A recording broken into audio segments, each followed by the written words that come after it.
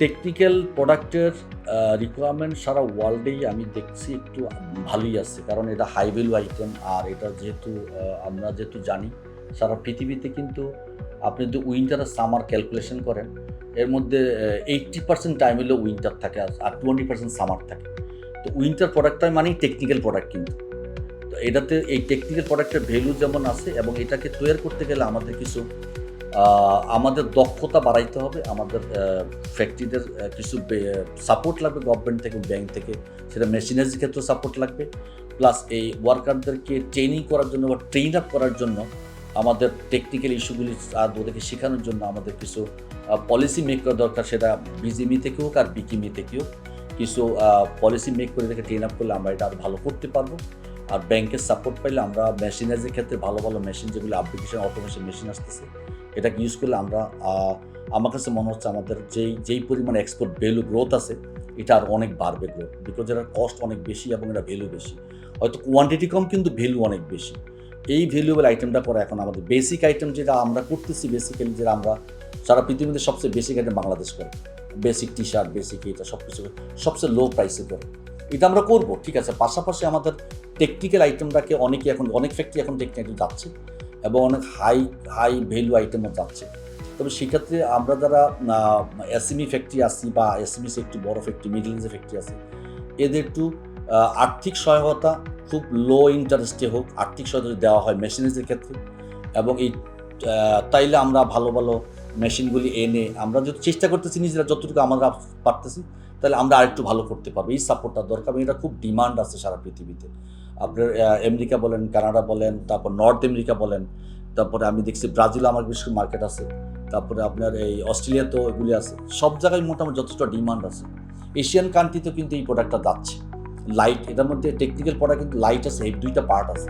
কিছু অনেক হেভি, যেখানে অনেক উইন্টার, অনেক ঠান্ডা পড়ে। কিছু হচ্ছে লাইট, যেটা উইন্টারে নর্মালি পরে, এটা জাস্ট সেকেন্ড লেয়ার হিসাবে পরে। যে ভিতরে একটা টি শার্ট পরলাম, উপরে একটা লাইট কালার একটা প্যাডিং জ্যাকেট পরলাম বা একটা টেকনিক্যাল জ্যাকেট পরলাম, এটাতে কিন্তু সেটা ওয়ার্মই ফিল করে। এই জায়গাটা, এই টেকনিক্যাল জিনিসটাকে যে ডিমান্ড আছে, এটাকে বাড়ানোর জন্য যে টেকনিক্যাল মেশিনগুলি দরকার, অটোমেশন, সেই জায়গাটা তো আমাদের দেশে তৈরি করতে পারি না, আমরা ইম্পোর্ট করতে হবে।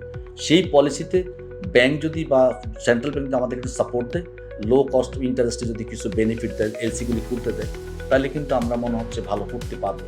আর কাস্টমসের যন্ত্রণা যেটা আছে, এটাকে যদি আরেকটু মানে অটোমেশন করে এখান থেকে বাঁচানো যায়, যে এক্সট্রা কস্ট, সেটা তাহলে আমাদের কস্ট আরও কমে আসবে। এটার ডিমান্ড যথেষ্ট আছে আমি বলি। এবং আমি যে মার্কেটিং করতেছি, আমি দেখেন আমি শুরু করছি মাত্র এই টেকনিক্যাল প্রোডাক্টটা গত 3 বছর হয়েছে। আমি এখন আল্লাহর রহমতে ধরেন আগামী 6 মাস বুকড। বায়া বলছে আমার এটা করে দিতে হবে সব জায়গায়। বিকজ চায়না থেকে তারা মুভ করতে চাচ্ছে, বিকজ অফ নাম্বার ওয়ান হিসাবে দেখেন আমাদের কস্টিং একটু কম আছে, লেবার কস্ট যেটা আমরা মনে করি, যেহেতু আমরা এখনও গরিব কান্ট্রি।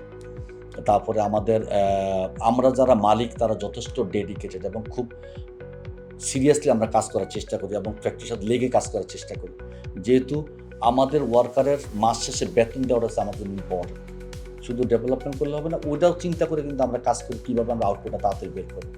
সব কিছু মিলে আমাদের যথেষ্ট এনার্জি, শক্তি আছে। যদি আমরা গভর্নমেন্টের সাপোর্ট পাই, তো আমরা আলহামদুলিল্লাহ অনেক ভালো করবো ইনশাআল্লাহ। আমাদের বিজিবিতে একটা ব্র্যান্ডিং অথবা আমাদের এই বায়ার্সের একটা ফোরাম আছে অলরেডি।